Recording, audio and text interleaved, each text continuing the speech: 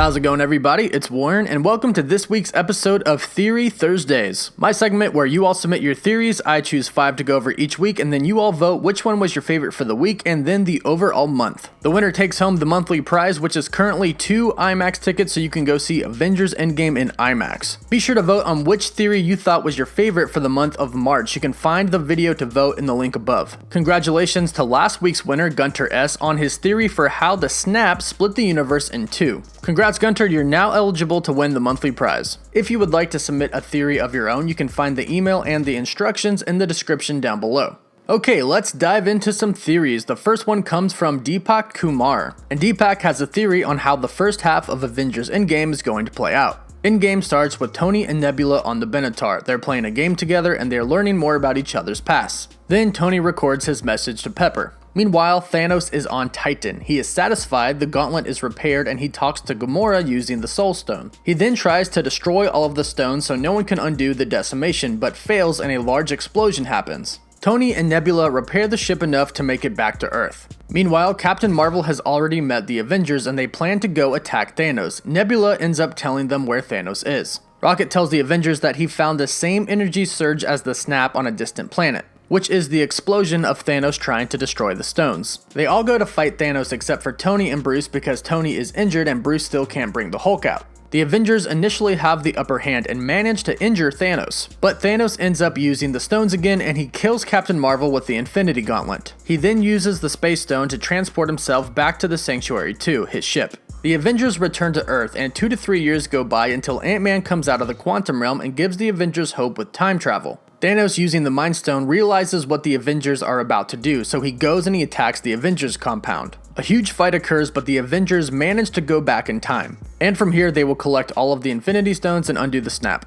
This theory does make a lot of sense because it does line up with what we've seen in the trailers. It is very evident that the Avengers go and fight Thanos in the beginning of the movie, and it does seem like at some point in time they injure him. But we know they don't just defeat him, take the Infinity Gauntlet, and undo the snap. So they most likely lose, go back home, and can't do anything about it until Ant-Man shows up and shows them that time travel is possible. So this theory makes a lot of sense and could very well happen in the movie. So that's it for theory number 1, on to theory number 2.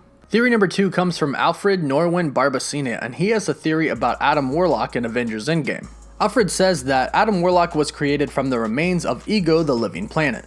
Ayesha was able to see the genealogy of Peter Quill just by looking at him, and that's why she was curious about him. As she sends out her troops, she discovers some remains of Ego the Living Planet, and she creates Adam Warlock from those remains. This would make Adam Warlock a Celestial, and he could possibly defeat Thanos and then take all of the Infinity Stones and become the greater threat. It's definitely possible that Adam Warlock could appear in Avengers Endgame. Yes, James Gunn said that we won't see Adam until Guardians of the Galaxy Volume 3, but the Russo brothers also told us that Avengers Endgame was not the title, and look where we are now.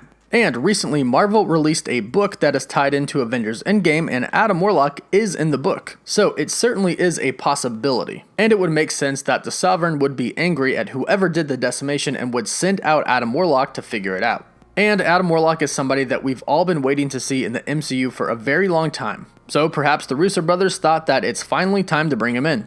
So that's it for theory number 2, on to theory number 3. Theory 3 comes from Tyson Marin, who has a theory about Kang the Conqueror being in Avengers Endgame. Tyson says that with all the talk of time travel and everyone trying to work out who the mysterious villain is, and after rewatching Avengers Earth's Mightiest Heroes, he thinks that Kang the Conqueror will be the villain in the next phase and the mysterious villain that is looming in Avengers Endgame. Tyson says that just like in Earth's Mightiest Heroes, Kang comes to the past to kill Captain America to save his own timeline due to alterations in the past. This was due to the Kree-Skrull War. But Tyson thinks that in the MCU, Kang's timeline will be erased due to the Avengers undoing the snap and altering the timeline. And this could also work into the MCU's own secret invasion and have Kang be the one who tells some of the Avengers that some of them are not who they think they are, i.e. a Skrull. So this theory makes sense because we know in Avengers Endgame there's going to be some time travel, and Kang is the master of time travel. If the quantum realm is the key to time travel, then perhaps Kang is inside that quantum city that we've seen from Ant-Man and the Wasp. They didn't just put that city in there for no purpose. There's definitely a purpose for having that city inside of the quantum realm. Perhaps Kang jumps through different time periods via the quantum realm. And if the Avengers mess up one of Kang's timelines by undoing the snap, then maybe Kang becomes the new villain.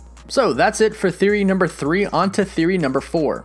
Theory number 4 comes from Zion the Lion, and he has a theory about Ant-Man using the time vortexes. Zion says that Avengers Endgame will start with Ant-Man coming out of a time vortex because Ant-Man's suit is a prototype, so he probably can't get big, so he goes out of a time vortex at the last minute. He then ends up a little further in the future, about 3 weeks to a month after the snap, but Iron Man and Nebula come back to Earth about the same time when Ant-Man comes out of the quantum realm. But soon after, Thanos comes to attack the Avengers and almost kills all of them because Thanos gets a vision of himself dying from Captain America or Hulk wielding the gauntlet along with the other Avengers standing in front of him. It's in the scene in the new trailer where Thor, Captain America, and Iron Man are walking up to Thanos. Thanos ends up defeating them, but Ant-Man has his van at the Avengers facility and goes back into the quantum realm before he dies. He goes back inside of the quantum realm and he finds that quantum city, and inside of the quantum city he finds Doctor Strange. Doctor Strange will tell Ant-Man which time vortex to go through that will cause their one winning scenario to happen, and at the same time this will create the multiverse.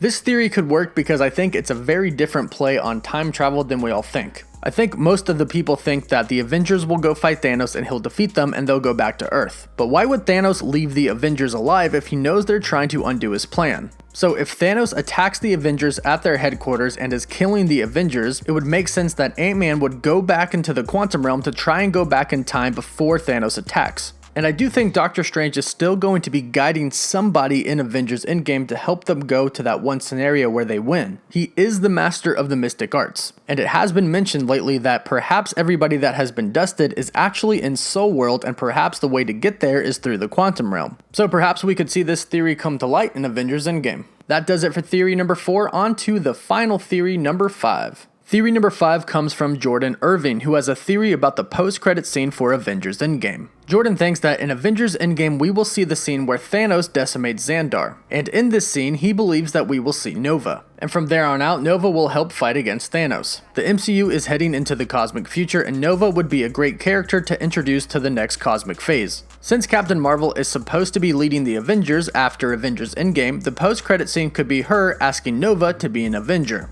This does make sense because the MCU is supposed to be heading into the cosmic future after Phase 3, and Kevin Feige has been hinting a lot at Nova. And not to mention the Russo brothers have said that there are going to be characters that we have not seen in the MCU that are from the comics in Avengers Endgame. So this could be Nova that they're talking about, which would make sense because Thanos did go decimate Xandar, and in theory, Nova should be there to help protect it. So perhaps Nova dies and the Nova Force gets transferred to somebody, or perhaps Nova escapes somehow and regroups with the Avengers. Or the Avengers could even go back in time to right before Thanos attacked and warn Nova about Thanos. So that's it for this week's theories. Let's do a quick recap so you can vote on your favorite one. Theory number 1 is how the first half of Avengers Endgame will play out. The Avengers will go fight Thanos and Thanos will kill Captain Marvel. The Avengers go back home, and then 2 to 3 years later, Ant-Man comes out of the quantum realm, and then the Avengers go back in time to collect the Infinity Stones. Theory number 2 is that the Sovereign will send out Adam Warlock to see who caused the decimation. Adam Warlock will help defeat Thanos and then possibly get the Infinity Gauntlet and become the new threat. Theory number 3 is that Kang the Conqueror will be the new threat in Avengers Endgame. The Avengers mess up Kang's timeline, so he goes back in the past to try to fight the Avengers and fix his own timeline. Theory number 4 is that Ant-Man will come back through a time vortex. Thanos then attacks the Avengers headquarters, and right before Ant-Man is about to die, he goes back inside of the quantum realm. He then meets Doctor Strange, who tells him exactly which time vortex he needs to go through for the one winning scenario to happen. And theory number 5 is that we will see the decimation of Xandar in Avengers Endgame, along with Nova becoming an Avenger in the post-credit scene. So that is it for this week's theories for Theory Thursday. Be sure to vote on which one you thought was your favorite. And again, don't forget to vote on who you think should be the winner for March. You can check out the video to vote in the link above. And again, if you want to submit your own theory for a chance to end up in an episode of Theory Thursdays, you can find the email to send it to and the instructions in the description down below. Again, don't forget to vote on which theory you think should be the weekly winner, and don't forget to subscribe so you can stay up to date on everything relating to Avengers Endgame and all things Marvel. Thanks for joining me here on Theory Thursdays, and as always, thank you all so much for watching. Woof woof. This is the fight of our lives. He's pretty good at that. Right? Avengers Endgame.